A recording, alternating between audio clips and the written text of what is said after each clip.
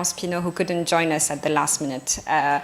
But to say that I'm very happy to be introducing this panel. We have been working with the European Cultural Foundation for a few months now on this project that was now launched on Monday, which is very timely. I think it's quite important that we are doing this in the last weeks of the French EU Council presidency as well, where the sense of belonging has been one of the priority of the triptych around recovery, power, and the sense of belonging. And in the paper that my colleague Pawel Zerka has published on Monday, and that is available on our website, you will find a number of recommendations into how to create a European public space, a European space where ideas can be developed to reinforce this sense of belonging that I think is particularly needed in the difficult times ahead for Europe. I would like to thank our partners, the European Cultural Foundation, and of course the Groupe d'études géopolitiques and the GEG for helping us organize this and for hosting us. And without further ado, I will pass on to Pawel. Thank you, Tara. Welcome everyone who is joining us in person as well as in front of the screens. The latest two crises that the EU has faced, pandemic and then war in Ukraine, have brought Europeans together, but at the same time they have shaken the EU's sense of direction. The Union's response to war in Ukraine has been bold and swift, but at the same time criticism is mounting and still plenty of things can go wrong. At the European Council on Foreign Relations and with our partners from the European Cultural Foundation, we believe that this European moment required a diagnosis. This is what we provide in the European Sentiment Compass, which we published on Monday. And today, with my wonderful guests, I'm gonna explore further the, first of all, state of the Union after those two crises, or in the middle of the crisis, actually. Secondly, the main dilemmas that the Union is currently facing. And thirdly, the possible ways forward. And together with me, I have Karolina Wigura, who is Polish sociologist, historian of ideas, and journalist. And she specializes in the history of memory, in the role of memory and emotions in politics. And you speak and write on such issues as politics of fear and politics of hope. So I think that these are exactly the notions that need to be explored today. Your latest book, The End of the Liberal Mind, presents Poland as a laboratory of illiberalism. I think it's also a relevant issue to be explored. Then Amélie Poinssot is journalist in Mediapart, which is one of the coolest, most interesting media in France right now, a participatory, free and independent newspaper. And you used to work as correspondent in Poland and in Greece. You wrote a book in 2019 exploring what is in the head of Viktor Orban, and this book became a point of reference for anyone reading in French and wanting to understand the developments in the Central and Eastern Europe. And recently, or since 2019, you also focus a lot on agricultural issues, which are so important right now, given the effects of war in Ukraine on the situation of the agricultural markets, which I believe we will also touch upon today. And finally, Andrew Wilkins is a social entrepreneur and author coming from Berlin, who since 2018 is also director at the European Cultural Foundation based in Amsterdam. And for those who are not familiar, not fully familiar with the foundation, I need to say that this is one of the oldest foundations working on European issues, established in the 50s, based on the belief that culture has a super important role to play in Europe's post-war rebuilding and reconciliation. And for example, the European Cultural Foundation is co-responsible, among other things, for initiating the EU's successful Erasmus exchange program. So if you didn't know about the foundation, now you know that you actually knew about it. And Andre and I have just published a piece on European sentiment and the future of Europe, which is also available in French at the website of Les Grands Continents, who are our partners and hosts of today's event. Since we are not having a keynote speech, then we will finish slightly earlier than initially planned. I commit myself to finishing by 4:45, so 4:45, and there will be space for questions from the audience who is with us in person here. Let me now go directly to our discussion, and I asked the panelists to start with a quick tour de table, asking you how you would define the moment that Europe is currently going through. Let me start with Karolina. How do you think it's a moment? It's a process, not a moment, I believe. Because if it only were a moment, then we would just speak about perhaps a week or a month or a year, which would be too defined, but actually it's a process, and it's a process of acceleration. In Eastern Europe, we basically thought for many years that the democratic transformation after 1989 was something prompt. So we have changed a lot, and we have also gained a big success due to the transformation. Of course, the great success always comes, as the Raymond Aron, the great French philosopher, would say, always comes at a great cost. So it was it. But transformation actually was very long in comparison to what we have what we have now. Namely, 2 years ago, pandemic, now the war in Ukraine, and so the framework of the world is changing not every year, not every 6 months, but actually every week. And this is the process we are living in, I believe, the process of acceleration. Hence, it's not a moment, because it's probably going to accelerate ever more. Cool. You said 1 minute, so. Yeah. Amélie? Yeah, so I'm trying with this microphone. Is it working? Yeah, it seems that it's working. Okay, for me, this is actually a beginning. This moment is a beginning of awareness about our toxic dependencies. Because with the war in Ukraine, we understood how far we are dependent on oil, Russian gas, different imports of energy, but also of agri-food products for livestock, in particular in Europe. And so we understood, I think, better than before, even if the question was already here and very urgent. But we understand now, since the 24th of February, that it is necessary now to reduce all these dependencies in order to reduce environmental impact. But this is, and I agree with Karolina, this is a process, this is only a beginning, and it faces huge resistances. Resistance of fossil industry, of chemicals firms, of the lobbies, resistance also of some member states of the EU who are not playing the game of the unity. And right, to conclude, because it's only 1 minute, these lobbies are extremely active, and I think EU is not strong enough against it.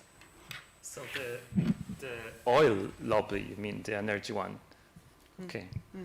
And chemicals. And chemicals. Andre? Hello? Does it work? I don't think No, so. then I take the click. Yes? Okay, wonderful. Of course, I can agree with my speakers beforehand, because I totally believe what they said.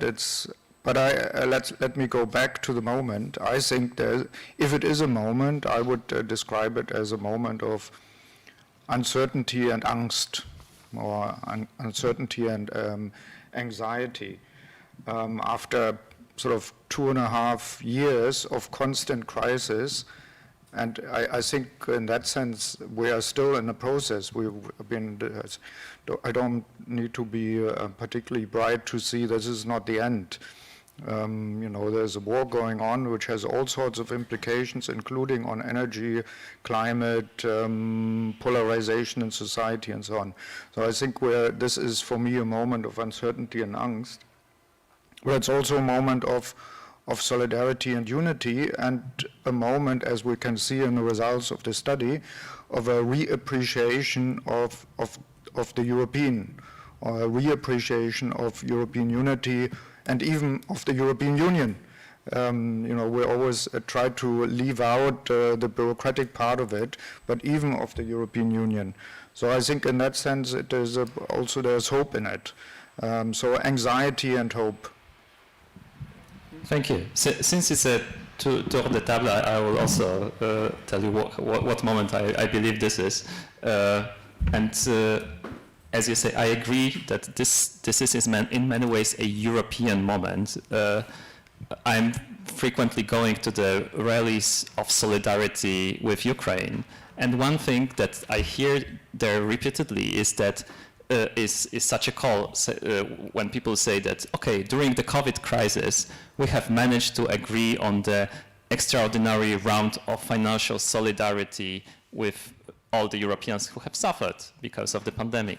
Why shouldn't we be able to agree on bold actions right now, such as blocking all trade in gas, oil and coal with Russia? And I believe that behind that call there is an anger at Europe, who is not able to take this radical decision quickly, but there is also an expectation that that actually Europe should do something, but it's an expectation informed by what Europe has proved to be able to do during the COVID crisis. So it's a European moment because finally Europeans actually expect something from Europe rather than treat it as something which exists but is external to their problems.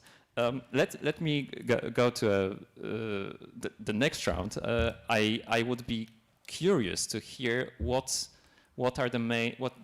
is the main dilemma that you feel that Europe is facing in this interesting moment that it is going through, because I believe most of you would agree that this is a moment of uncertainty and opening, but plenty of dilemmas are in front of us. Should I change the order? Should I maybe go with Andrea first? Okay. When you asked about dilemmas, maybe I don't understand the question, or I turn it around. I say for me it's actually opportunities. There are not so much dilemmas, even if we take what we just discussed, the question of energy. I mean, this is an opportunity because for years, possibly decades, we have not addressed the issue at hand. We knew that for at least 20 years that we are dependent on Russian oil and gas and financing the Putin regime. We knew this, but we were either too scared or maybe the lobbies were too strong or whatever. There was always something. So we didn't have to face the music. Now we have to face the music. So I think it's an opportunity, and it's also an opportunity to really speed up the Green Deal. Because we have a Green Deal, we say it's important, but always when there's a conference, like in Paris or in other places, and we make commitments, and the day after we go back to business as usual. So now I think probably, and I say probably because I thought after the Crimea annexation, there was also already such a moment, but probably this time, this is a moment of truth, and we have to do something about it. And I think it's an opportunity to reinforce the Green Deal. And I think there are many other opportunities in that sense. You talked about the European public space. I think we also knew that Europe is dependent on digital infrastructure from outside Europe, on social networks from outside Europe, which are powered by advertising and algorithms and bad intentions, I would say. And but we let it go. But now, when we look at the propaganda coming from Russia related at the Ukrainian war, but also other things, when we look at the French elections or Hungary, we know that we have to invest in a European public space, in European media, in a European digital infrastructure, and I call it we need to create a digital Airbus moment, because everyone says it's too difficult to catch up in a digital way. But in the 50s or 60s, there was also no way of catching up in the airline industry, and we did it. We created Airbus, so it's possible. And I want Europe to use that moment to create a digital Airbus. So I think it's, for me, not dilemmas. It's opportunities which need to be used. Yeah.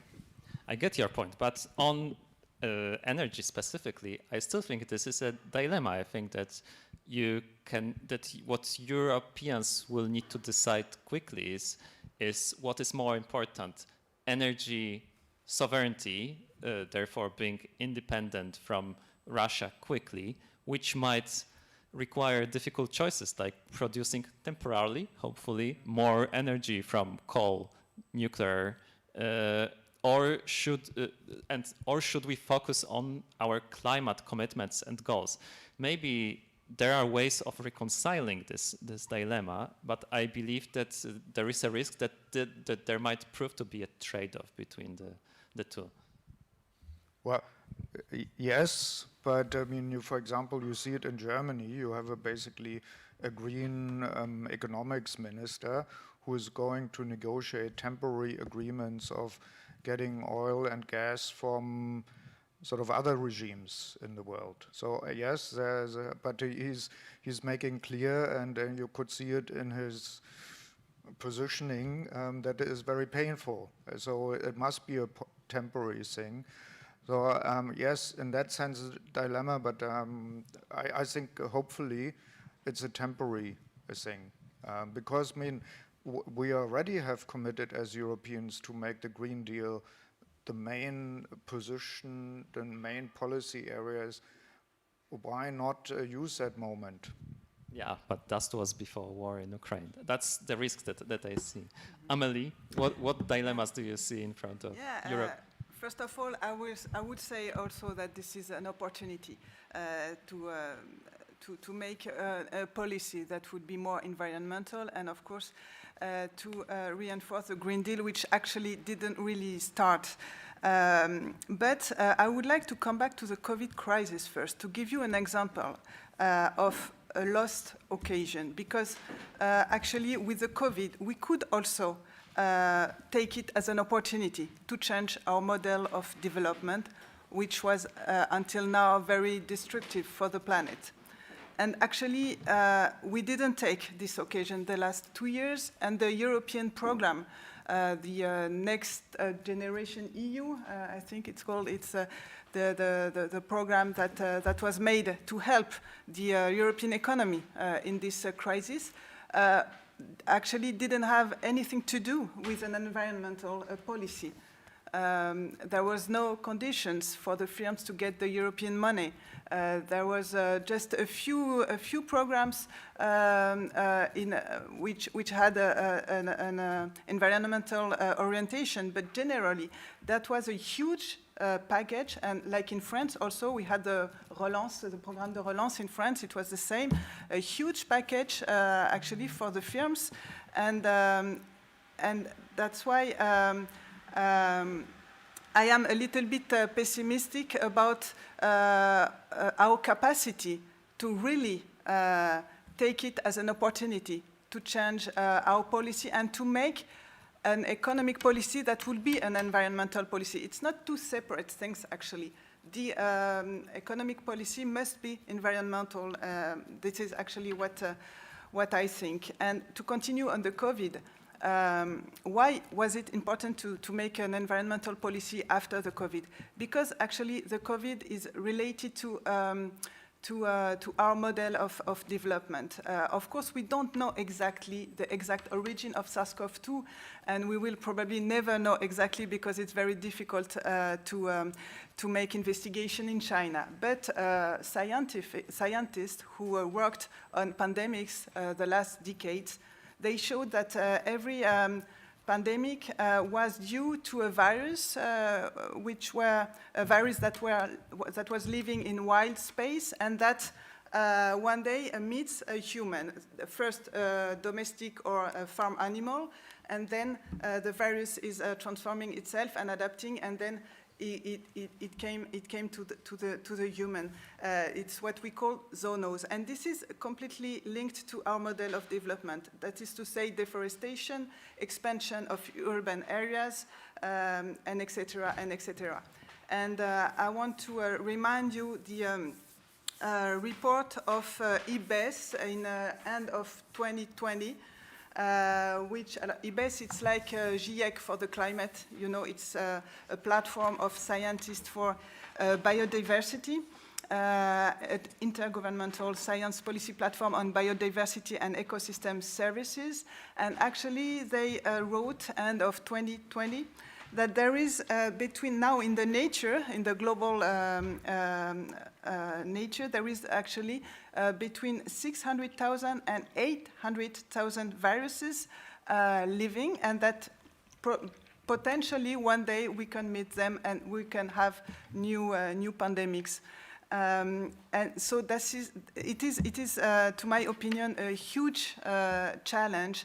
And I don't see any understanding of it in the European policy. And I think that actually we should give more and more money for scientific research in order to face this. But if I come back to the war in Ukraine and what lessons we can take from it, first one is the issue of food sovereignty, because we saw with the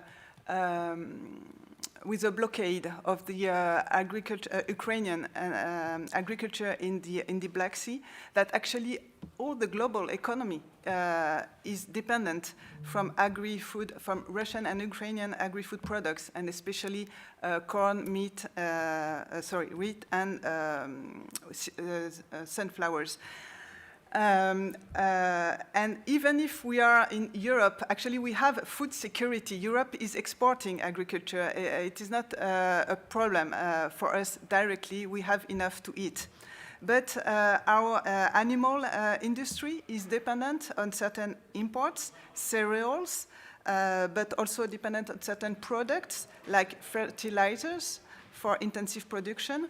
And so if we want to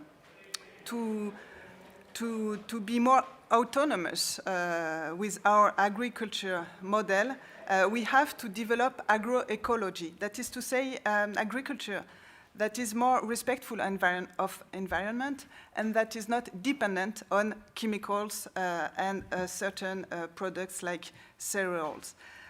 So this is one dilemma to answer your question. We have to deal with all this industry.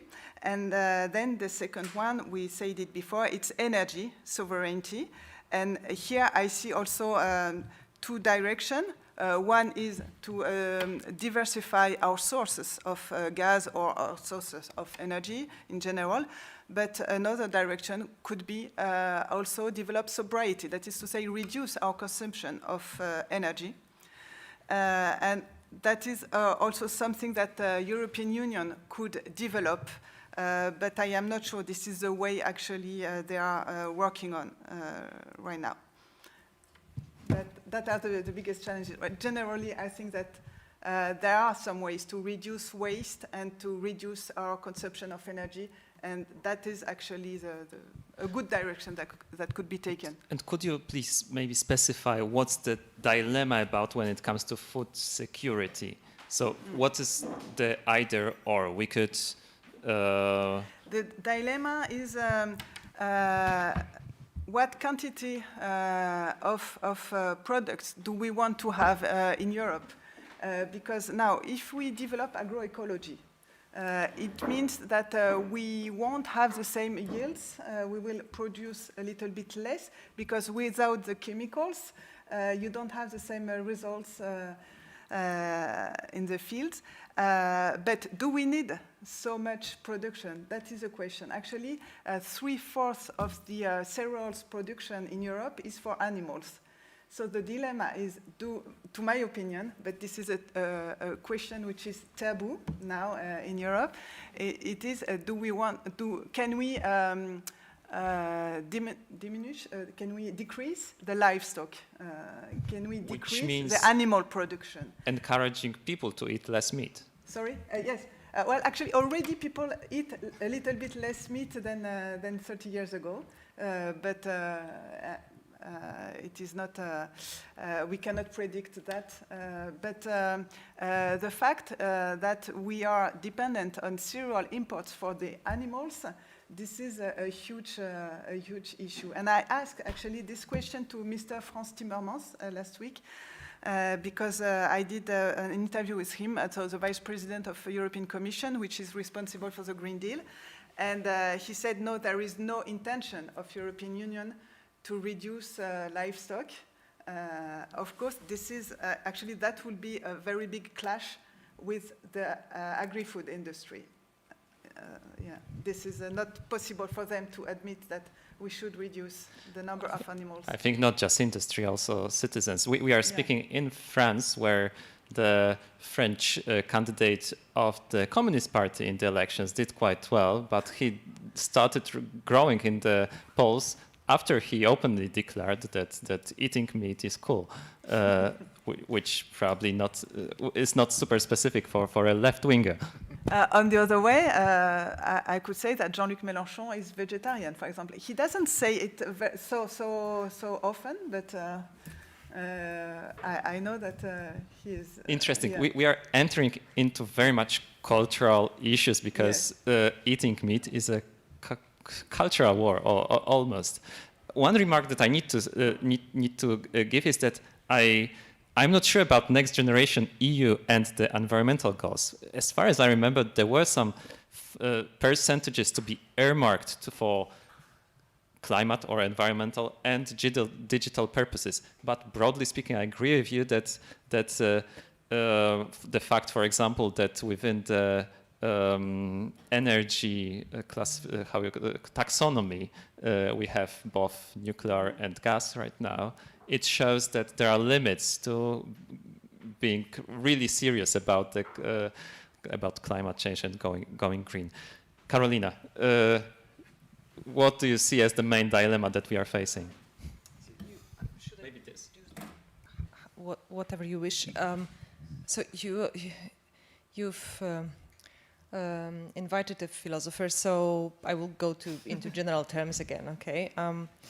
So I wanted to continue on two subjects, mainly anxiety and hope, mentioned by Andrea. I felt it was extremely important, not only because the report that you are presenting here is actually telling us a few important things, and actually is confirming that those are the two dominant emotions.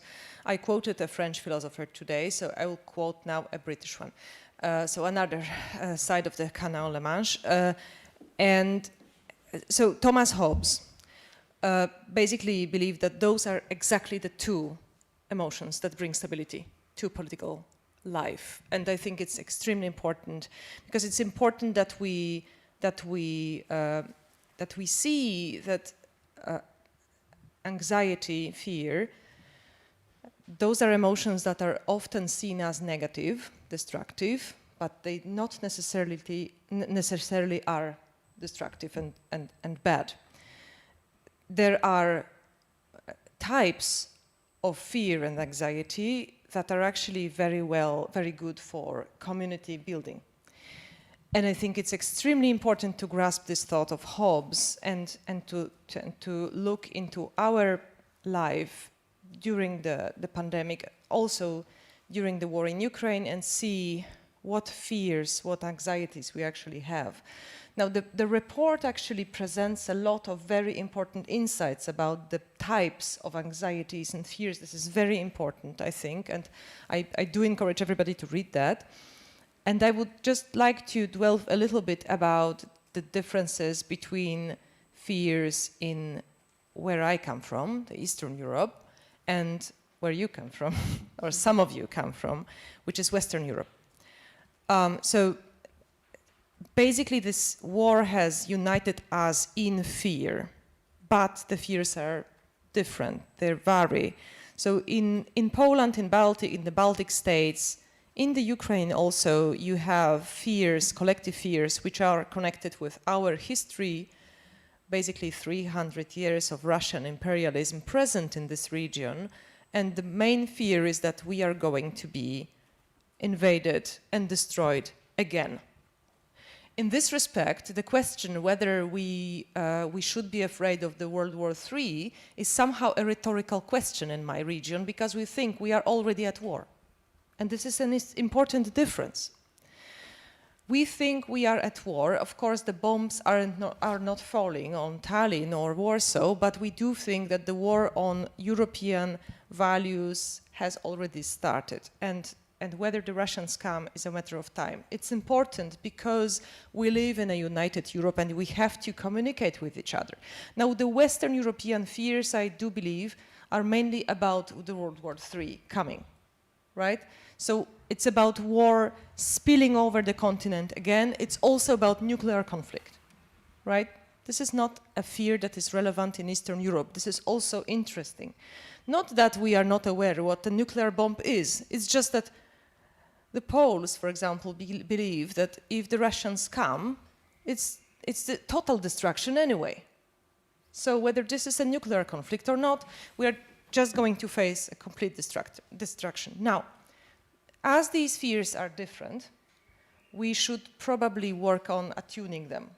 So I do believe that a challenge, a very important challenge of today, is to articulate the fears coming from various parts of Europe and trying to find a compromise, trying to find a common melody. So not only a sentiment compass, but also a sentiment atlas, to quote another report by ECFR, right? So this is one thing. Of course, there are many traps here. Observing the recent exchange between your president, Mr. Macron, and our prime minister, Mr. Morawiecki, I felt very strongly that the fears are already turning into a kind of moral arrogance where everybody knows best how to solve the situation. It's just that the situation doesn't go forward in any way because the two gentlemen have decided to just exchange some nice words to each other. So this is one challenge about attuning and articulating emotions.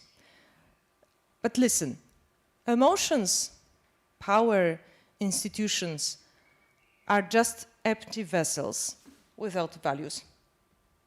So the question which is most important today, and the challenge I find extremely important, is that not only we learn what to do in the changing situation during the war in Ukraine, but also that we learn from Ukrainians. And what can we learn from the Ukrainians? I do believe that we can learn how, in an extremely brave way, why one can support and defend European values. It's about values, right?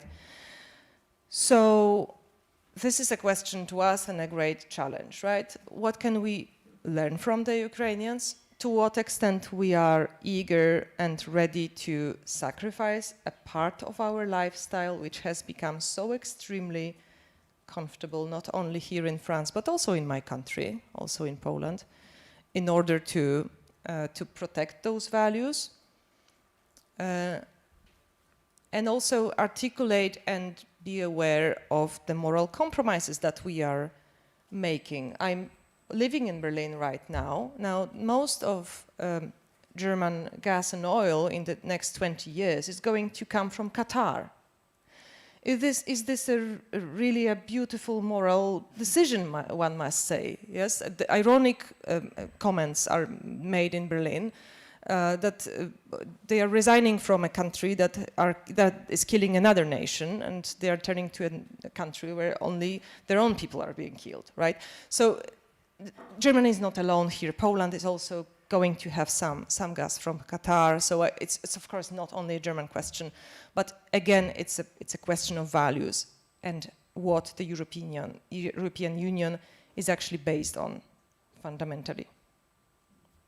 Doesn't that answer your question? Almost. I think that since you mentioned values, and since you are like in Eurovision representing Poland, then I need to ask you whether one of the most important dilemmas that Europe is facing right now isn't about choosing between a geopolitical unity, which would entail giving up on some pressure towards Warsaw and Budapest in order to ensure that everyone is on board in imposing sanctions on Russia, etc., versus being serious about rule of law. Yes, if we could, and which might become an obstacle to that unity.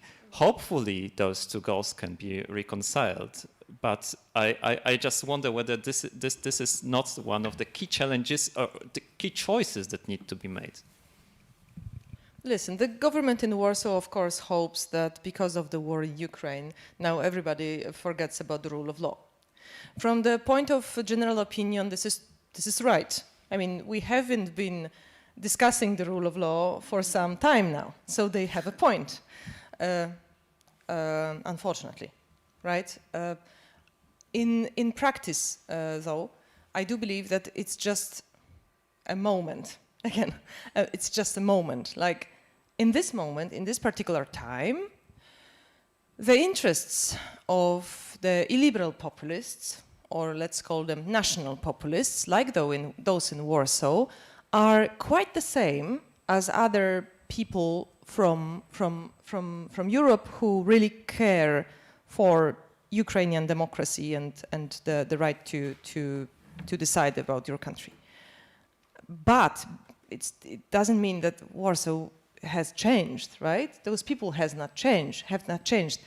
Those people haven't become democratic overnight. They are not democrats, they are sovereignists. Because they are sovereignists, they deeply care for the sovereignty of Ukraine. But it doesn't make them democrats, so we might go hand in hand for some time, and then everybody will go in various directions, right? So I think it's important to be aware of that, but also perhaps also be able to play on the moment when for 5 months everybody thinks the same about Ukraine. Yeah, I think that some sort of a compromise will be there. The big question is whether this will be a compromise closer to what Warsaw wants or what Brussels would want. And surely the fact that the war has provided an opening for such a compromise, because Warsaw does not want to have a conflict with Brussels right now. There is a disunity between Budapest and Warsaw, which was not there before. So there is an opportunity, but we'll see. I would like now come back to Amélie and André as well. When we explored the European sentiment in the European sentiment compass, we also realized that in order for Europeans to feel that they are in the same boat and that they can face together a shared future, you need a free flow of ideas in the European public space. And this is where the role of culture or cultural sector, as well as of the media, is so important. Unfortunately, a recent report by Reporters Without Borders has shown that the media freedom is on decline in the context of mostly the COVID pandemic, and also in many countries of the European Union. So I would like to ask you now, as a journalist, what do you see as the biggest obstacles for the media sector in being useful in bringing Europeans together and allowing such a European public space to emerge? Oh, difficult question. Of course, freedom of the media is important. Independence, media independence. In France, it's difficult right now. We have a lot of media which are not independent at all. We saw it with the electoral campaign, how the media can build a person like Mr. Z, who was very encouraged by the media which belonged to Bolloré. We used to speak about oligarchs in Ukraine, about the media in Hungary, about the media in Poland. Well, I think as a French journalist, I wouldn't make any lesson about media freedom in Europe, but of course this is important. I would like to stress another point on this, because for me it's not only the role of the media. There is also a problem, and it's not new, in the way the European leaders speak. There are there is a lot of jargon, a lot of specialized words, and sometimes, I mean, even I, as a journalist who knows a lot of things on Europe and European policies, I don't understand. I mean, when I interviewed Frans Timmermans last week, there were some formula, I didn't understand what it was. And I had to check then on internet and Googleize what is this package. There are many packages about financials, about subventions. And for example, if you want to understand the CAP, the Common Agriculture Policy, this is something quite complicated. And actually, I like it because this is a topic that I am following closely. But I was following the negotiations on the CAP during the last 2 years because it lasted a certain time. And it is so complex. If you want to explain it to the readers as a journalist, really, this is a paper that is not readable. It's really a lot of complexity, and I think that okay, I can simplify and I can help to make European policy understandable, but I think the European leaders have to simplify first and to stop create at every occasion a new package of something, because it doesn't help the understanding where the money goes, because actually the main point to me, this is transparency. There is a lot of money coming from Europe, and the CAP, for example, this is the biggest public budget in Europe, and we have a very few information on it. So transparency is really important. And I would like to remind you also the result of last European election, which was actually very good, well, let's say better than before. There were, at least for France, more than 50% of participation, which was a record since 1994. It was 10% more than usual. And we saw in that election also that the Greens, the Green Party, had quite good results. And I think, and when we hear people like Greta Thunberg and the success of her speech, of what she says, and I think now the question is to not disappoint, to respect the expectation of European citizens that are expecting so much from European Union. Thanks a lot. And on the European jargon, I fully agree. There is a standing comedy called Schumann Show, and one of their sketches is about a guy who is an intern in one of the directorates generals, and he gets fired because he wrote a report which was too clear, too understandable, and he didn't use enough of the European jargon, which is so important. And also on the role of media in France, this is one of the things that we mentioned in our report, that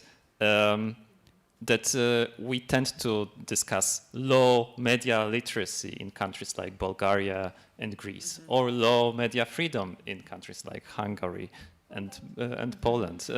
But I feel, living in France, that there is also a lot of complacency towards foreign interests in the media in Western Europe. So in France, one of the television channels, and a different one, not the one that promoted Eric Zemmour, but a different one of the main ones, in the middle of war in Ukraine, giving airtime to Kremlin's spokesman. That was shocking for me, but it's not a rare thing, because in Italy you have actually Sergei Lavrov getting a prime time in the Italian TV. And even The Guardian is giving space for opinion pieces of people about whom we know that they have been advising Kremlin. So there is an infiltration of the media ecosystem in Western Europe, but by those interests that are not that invisible, that are quite clear.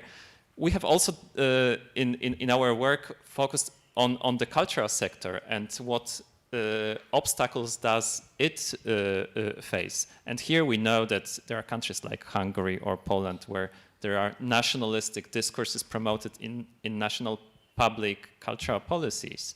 And we also know that the COVID crisis has been devastating for the cultural sector financially, and therefore there is a question whether the sector is sustainable enough in order to serve its role of creator of a public space and of ideas. So I will now let André to explain a little bit how you see the role of the cultural sector in this specific European moment. And actually, is it a moment to discuss it? Because in a way we are living in two temporalities. One is the urgency of war and the need to provide urgent help, solidarity to Ukraine. Is it a moment at all to discuss how culture should help create the European public space? For me, there are lots of questions in there. Sorry. I want to pick up on also what was said before, Karolina, sorry. Talk about the European sentiment and values, and I think it's a very important point, because let's say we're not, we have to ask European sentiment for what or against what. Let's say in the 1930s you had a strong German sentiment, and you know what happened. So I'm not comparing it, but I mean, you know, a sentiment is not valueless. You know, it has to have values attached. And we are often reminded of that when we talk about the European sentiment, when people from other parts of the world which suffered from colonialism from European powers saying, you know, what are you talking about? Do you know, instead of only France coming towards us, you know, the whole of Europe comes towards us? You know, is that what you're meaning? So I think we need to be very careful, and I think there are very good points in the study on that. So I want to make some advertising to read the study on that. So what European sentiment? And the question of the European public space, I mentioned it before, I think it is actually very strategic, and it has been neglected for many, many years. And I think it's a boomerang. If you don't do anything about it, it hits you, and it hits the democracy in countries. And we are suffering from that. We see it in every election. We saw it also with Brexit. If we don't do something like that, we will see that coming back in the next election, then the next election, until, we don't need to talk so much more about the European sentiment. But So, how would you do it? Because cultural policies are the prerogative. no, but I'm talking about the public space. I come into to the European, to the culture in a minute, but on public space, I think that what we have is we have a developing European public space, but it's still a public space through the national lens, always. And that makes it easier for like Hungarian, the Orbans of this world, to capture this space and turn it to their favor. But if we actually had a European public space where views were seen through a European lens, that would make it less vulnerable, because you could have certain developments in Hungary or Poland or in other places, but not all simultaneously. And then you would have a more level playing field, I would say. And that is very important. And for this, we also need to invest in infrastructure, in hardware of this digital space, also for hardware from printing, if you want to read printed material, as I like. But anyway, so I think it's a strategic thing, and it makes me mad that we're not doing enough about it. Where we're talking about agriculture, we are pumping, as the European Union, I think 60 billion or so, or even more, into this every year. And then still talking about the European sentiment, the farmers are not actually the barriers of the European sentiment. They are often against Europe. But if we would spend 60 billion per year on a European digital media infrastructure, we could really achieve a lot. I'm not saying we should do it at the expense of agriculture, but we should take it at least as seriously. Coming to culture, I think, of course, it is. I'm not a promoter of the one and only European culture, because I think we have a vibrant European culture. Often people probably think we are the world champions on culture, where there's nothing to do because we are already there. We have great heritage, we have great architecture, we have great writers of the past and the present and so on. So it's actually vibrant, but we have seen during COVID how vulnerable it is. I mean, theaters were closed, exhibitions and so on, and that sector has suffered tremendously because a lot of the people are self-employed and they went into other sectors, and they have not yet returned, or they will never return. So has been a brain drain, and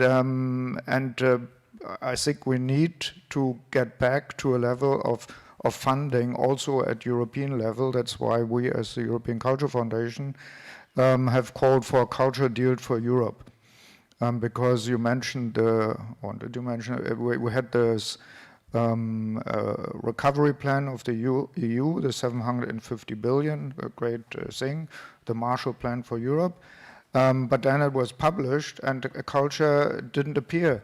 There's nothing to be seen, including on heritage, which were also suffered tremendously. So we said, and we took actually note of the original New Deal, which had a culture component, which was called Federal One, which was a big investment in cultural infrastructure in the US at the time of Roosevelt. So we said, the Americans did it as a good example, let's do the same. So we called for a culture deal for Europe and at least an investment of 2% of the recovery fund in culture and creative industry. And that sounded outlandish. It's not enough anyway, because around 7% of the workforce is involved or is employed in culture and creative industry. So 2% is not enough, but still, it would be 15 billion. It would be a massive investment in culture. And I'm happy to say, Isabel, who is sitting here, probably knows better. We are already at 10 billion.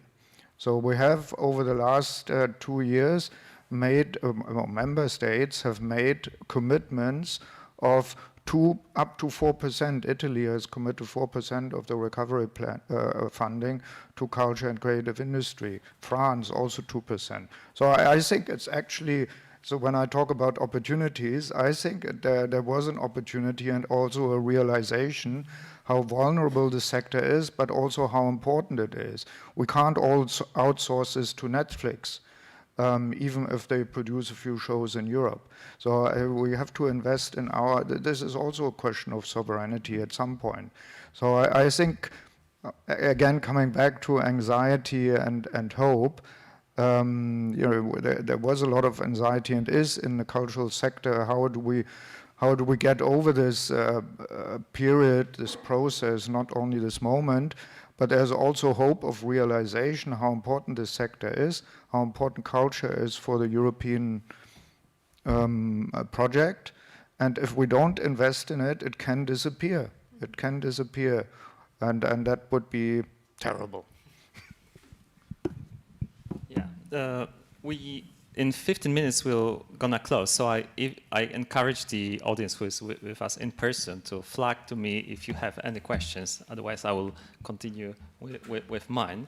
But let me say that culture. When we say culture, of course, we are intentionally ambiguous, because culture is the cultural sector, arts, creative sectors, but it's also culture in a more anthropological sense, as something that unites us, which probably is already bringing about some taboos about identity, history, memory, etc. And I think that in both senses of the term culture, we are living through a very cultural moment in Europe right now.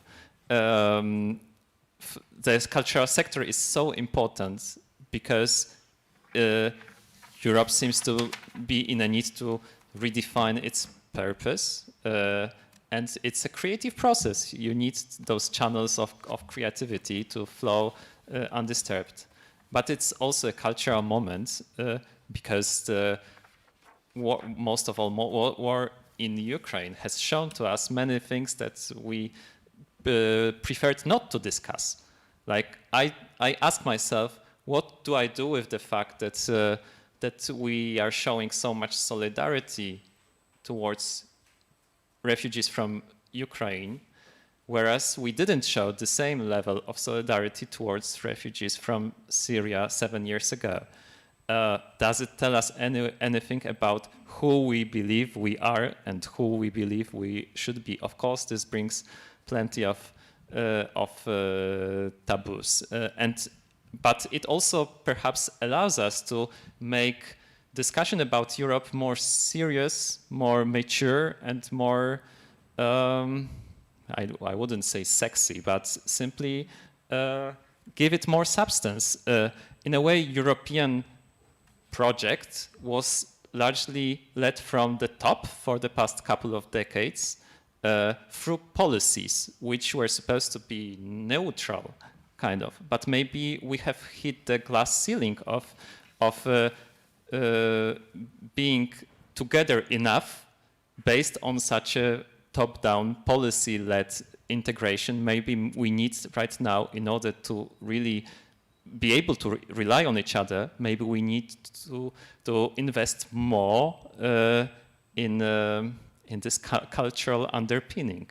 So I just throw it into the discussion as a and I'm curious whether you agree, and if so, how would you believe such a cultural awakening could look like, and what problems and obstacles would it entail? I will start with Karolina. Would you like that I answer? Right. Okay. So. I was wondering about the word sexy. I thought no one like Putin has made European Union so sexy for decades, right? But I also I want to dwell on this sexy adjective, and I would like to say that it's not wrong. It's completely right. I think that what you have said about this top-down effect of the European Union being so rational and so bureaucratic and so horribly boring, and it's extremely important that we think about cultural aspects of Europe which are simply entertaining, right? So of course now we are very much focusing on war and we feel anxious, and that's why we stick together, yes. But unfortunately, with the social media of today, and also with the fact that Putin's goal is to continue with this war as long as possible, making this massacresque spectacle, it will normalize. Unfortunately, it will normalize. Or more optimistically, perhaps it will end someday and we will come back to where we were, asking, how do we derive the European sentiment when there is no war, no pandemic, no crisis, we have peace, we are bored, what to do, right? So that's why I think we have to think about these entertaining aspects of culture. I always show, again, coming to Ukraine, I always show Zelensky in this aspect. I mean, look how great entertainer he is. This guy has been dancing on heels a couple of years ago in leather, and those videos have been extremely viral in the few last weeks in my country, probably also here in France, but it didn't harm his charisma, just the opposite. Because he has been doing it and he has grown to be a leader of the nation, then he's even more convincing. So I think it's exactly like liberal democracy in competition with populism. It needs to be more entertaining, more engaging. Exactly like this, Europe as a set of values, as a community of values and emotions, has to be more entertaining when it comes to competition with authoritarianisms of today. Who should do it? Do you imagine Franz Timmermans taking care of it? Wouldn't he will be criticized very quickly for overstepping in his competences? I just wonder, probably it means that national leaders should finally also, rather than just criticize Brussels, also take the responsibility for praising it sometimes and promoting it. But I simply, there is another argument that is Europe enough of a material for a sexy or entertaining narrative? Because maybe as some of those who actually coined the term of European sentiment, I think it was Paul Valéry in the 30s, he actually said that that Europe probably stands no chance compared to the mobilizatory potential of nationalism. So if it's difficult to propose something equally mobilizing, powerful, when your rival are strong nationalisms. I see that Andrea wants to comment on it, but you will have the chance to respond as well. No, I'm also thinking of the word sexy, and I wonder whether people are at the moment looking for a sexy Europe or a protective community Europe, even if it isn't sexy.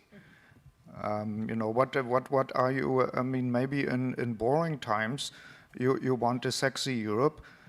In sort of dangerous and interesting times, you may want a boring Europe. So that's one thing. The other thing is, actually this weekend we have the Eurovision Song Contest. And I'm happy that you mentioned. Yeah, and it's people are saying, you know, he's the director of the European Cultural Foundation. That sounds quite serious. How can you talk about the Eurovision Song Contest? Actually, I'm a convert. I converted around 10 years ago I've been dissing the Eurovision Song Contest forever. I like the Clash and this kind of serious stuff, and then Eurovision. And I looked into it and I researched it, and I think it's an amazing initiative. And it was actually industrial policy which created the Eurovision. It was the big TV companies in the 1950s looking how they can use this thing, television, in a cross-border way. And then they said, oh, well, what can we use? And fortunately, they didn't come up with talk shows, but they said we need something where language doesn't play a role, singing. And these sort of basically industrial policy people, technicians, TV guys, they invented the Eurovision Song Contest. And music was initially only a way of, making the medium work. And out of it comes this thing which possibly had a bigger impact than many or most conferences.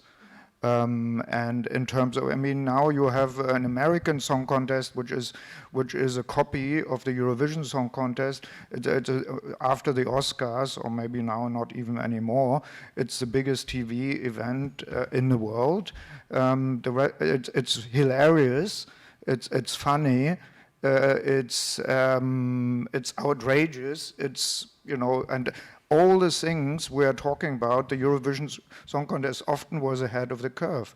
Environmentalism. You had in the 1960s songs which won the Eurovision Song Contest, which was about basically environmental movements. You had about war during the Balkan War. You had an Italian singer winning it, basically. You had Ukraine winning twice with basically more or less political songs. The LGBTQ community had winners much earlier, what is it, from Israel, but then also Conchita Wurst.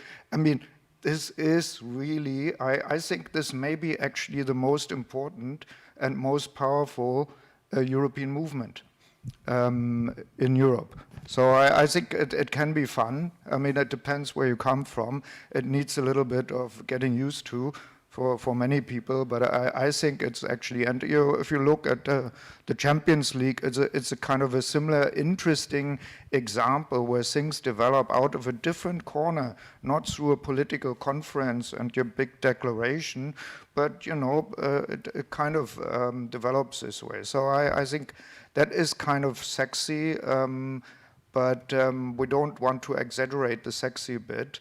In complicated times.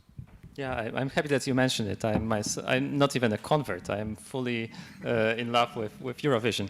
We have 4 minutes, so I will allow one question, but I don't promise that every of the speakers will be able to answer it.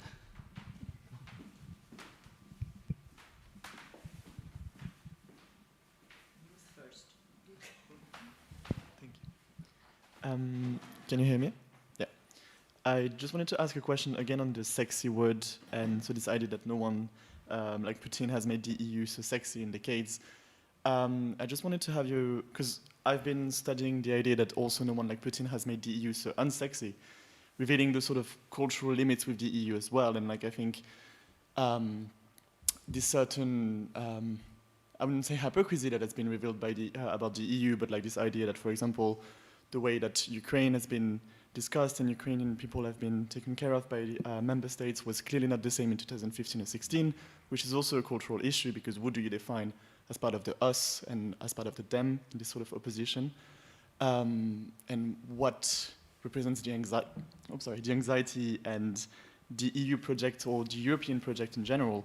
So I just wanted to have your opinion on how culture can actually also help to change this vision that has been developing lately about the EU and its sort of hypocrisy and limits. Yeah. Thank you. Also about the sexiness and about expectations of citizens. I think we have really to be careful and distinguish culture as a fundament culture as the fundament of who we are and how we project ourselves and how we understand complexity. From us, when we think about, for example, at the foundation, it's very much about this feeling of being together because we share something, we have something in common. We don't want to harm the other, and we don't make the sort of draw the border between us and them. This is what the culture is. In the way that it was now a possibility to be used, it is, for me, I see it very much as a marketing tool of the EU project. So it misses the taste, the smell, the emotion, and so forth. But at the same time, it's not about marketing. It is about something else. It is the creative element of that artists can bring and that cultural operators can bring, in then that you create that emotional bound to the project. But I would really be afraid of saying using culture just to market a project. That's just a personal reflection. And regarding the expectations of citizens, that was a very positive outcome, actually, of the compass, is to say that there is, because of pandemic and crisis, citizens raise their expectations towards the EU. Now, the next step is, what does that mean? That means that actually rules and policies and legislation need to be put in place to be able to deliver on these expectations, number one. And then the member states, who are the first ones to hold back and say, well, maybe not that far. So I think that interplay, it's kind of difficult to say always, you know, we expect more, it doesn't deliver, but then it needs the competence, if we talk about security or defense, or education, for example. Education is a very important tool, but none of the member states would want to give up on their authority on education. While if we want to promote Europeans' togetherness, we also need to interfere, so to speak, or project another kind of education. And then I also think, as also getting expectations now really on the citizens level, it's very easy to say we expect more as long as you're not self-concerned. You know, don't touch my own freedom to do ABS. For example, climate change. Everyone agrees, yes, we are afraid, we want to change, we need a different lifestyle. But then when it comes to your own lifestyle, then you're far less engaged to do this. And that, I think, we need to be careful sometimes to make too quickly of a jump, that if the EU would be more directive, for example, in terms of the Green Deal, that citizens would be pretty pleased about it or more committed or develop a greater sentiment for them, because they're actually forced to change themselves.